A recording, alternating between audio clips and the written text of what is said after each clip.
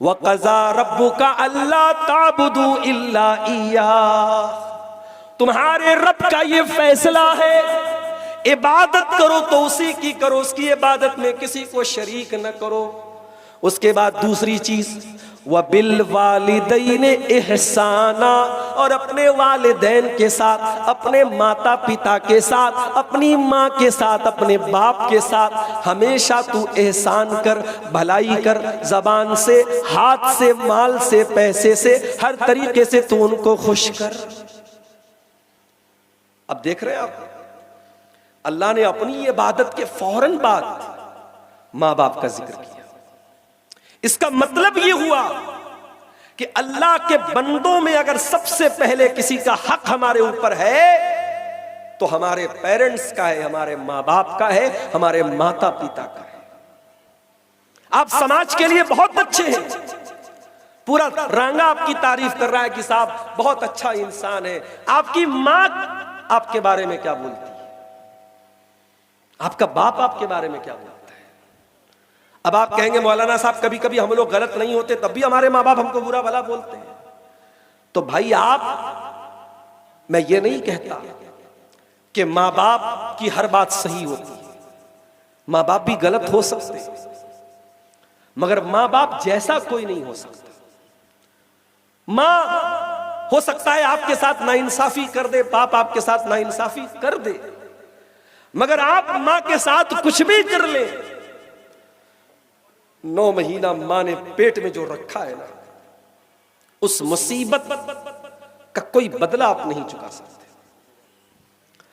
एक आदमी अपनी बूढ़ी माँ को अपने कंधे पर सवार करके खाने काबा का तवाफ कर रहा था और कह रहा था कि इन्नी लहा कल बईरिल मुजल्लली, कि मैं अपनी माँ के लिए ऊंट बन गया हूं, मेरी माँ मेरे ऊपर सवार होकर के तवाफ कर रही है। उसने हजरत उमर से कहा, ऐ उमर, आज मैंने अपनी पीठ को अपनी माँ की सवारी बना दिया, मेरी माँ ने मेरी पीठ पर बैठ करके खाने काबा का तवाफ कर लिया, उमरा कर लिया, हज कर लिया। ऐ अमीरुल मोमिनीन, ऐसा लगता है कि आज मैंने अपनी माँ का हक अदा कर दिया।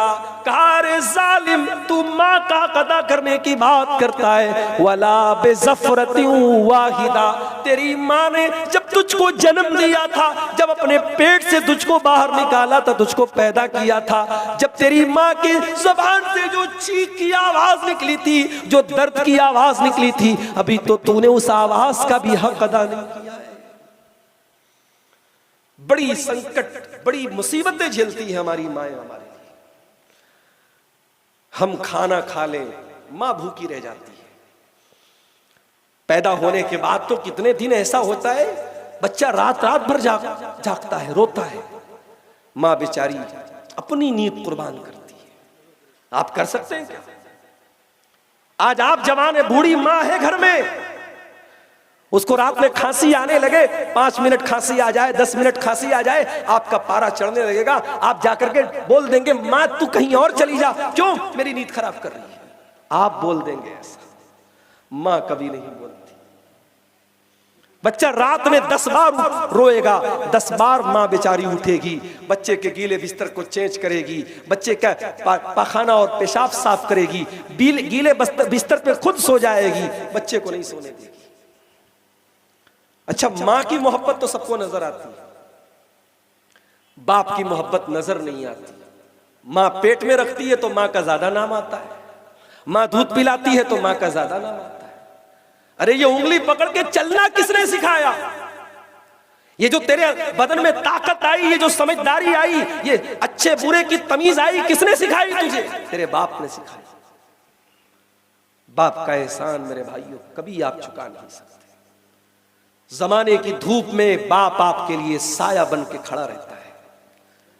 जिस बच्चे का बाप ना हो, कोई थप्पड़ लगा के चला जाता है, कोई मार के चला जाता है, दुनिया कहती है अरे ये तो यतीम है, इसका कोई बाप नहीं है। बाप का होना बहुत जरूरी है।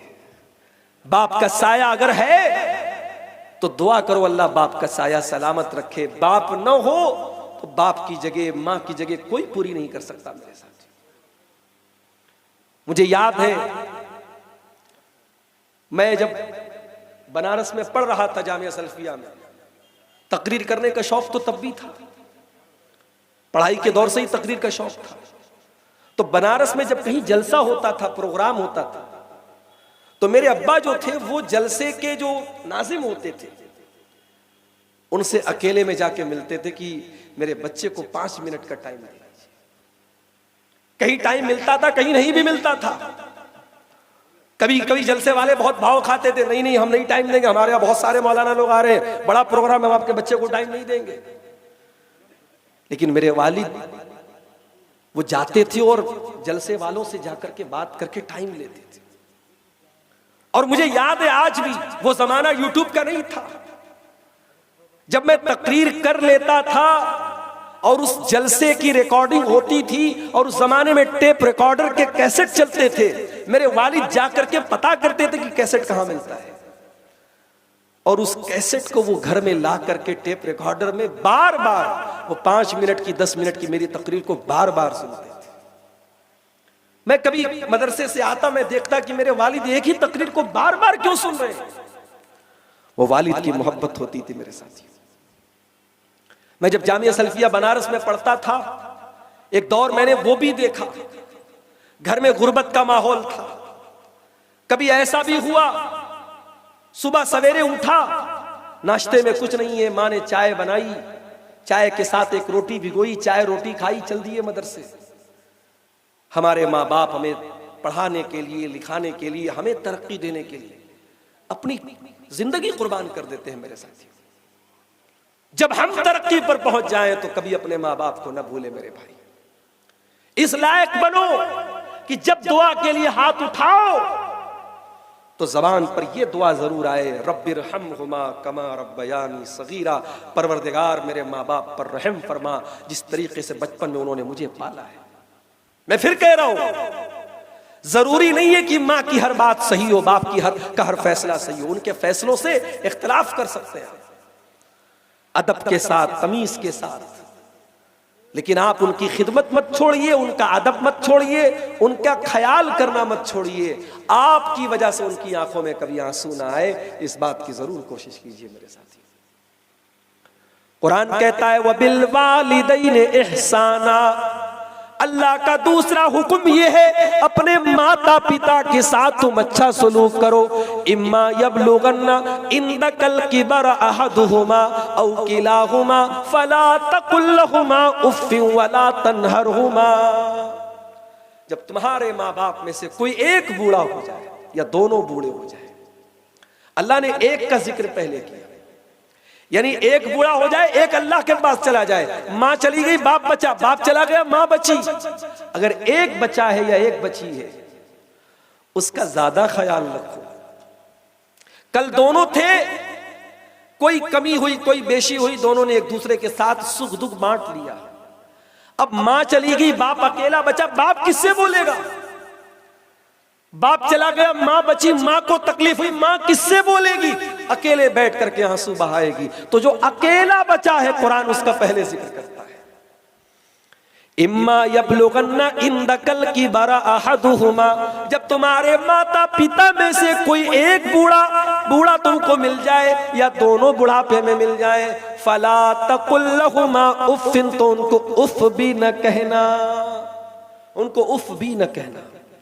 वला तनहरहुमा, उनको डांटना नहीं। वकुल लहुमा कौलन करीमा, उनसे अदब से बात करना, तमीज से बात करना। अल्लाह ने ये नहीं कहा अच्छे तरीके से बात करना, अल्लाह ने कहा कौलन करीमा, यानी तुम्हारी बात इतनी प्यारी हो कि तुम्हारी बात करीम बन जाए। करीम बोलते हैं अरबी में एक्सीलेंट को, इसको हिंदी में बोल सकते सर्वोत्तम, बंगला में भी आप बोल सकते सबसे भालो, सबसे अच्छी।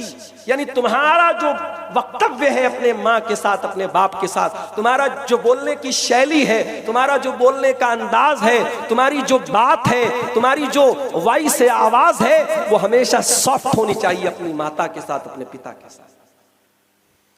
उसके बाद फरमाया वक़्फ़िज़ लहुमा जनाह ज़ुल्लि मिनर रहमा, और अपने माँ के लिए, अपने बाप के लिए हमेशा अपने आप को बिछा देना, अपने आप को डाउन कर लेना, अपने आप को नीचा कर लेना, माँ से ऊंचा बनने की कोशिश न करना, बाप से ऊंचा बनने की कोशिश न करना। कभी ऐसा भी होता है, बेटा ज्यादा पैसा कमा लेता, बाप से बोलता अरे आपने क्या किया है, मैंने सब बनाया है। अरे तूने सब बनाया, तुझको किसने पैदा किया? तेरे सर में जो ये दिमाग आया, ये दिमाग तुझको किसने दिया? वो बाप है तेरा। तो जितनी भी तरक्की कर ले तू उसका बेटा ही रहेगा।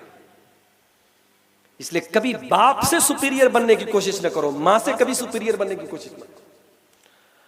और फिर अल्लाह ने दुआ सिखाई, वक़ुर रब्बिरहमहुमा कमा रब्बयानी सगीरा। और ये दुआ पढ़ते रहना, ऐ मेरे परवरदिगार, मेरे माँ बाप पर तू रहम फरमा, जिस तरीके से उन्होंने बचपन में मुझको पाला है, मेरी तरबियत की है। तो ये दो चीजें होंगी। उसके बाद अब अल्लाह ताला एक हमें नसीहत करता है।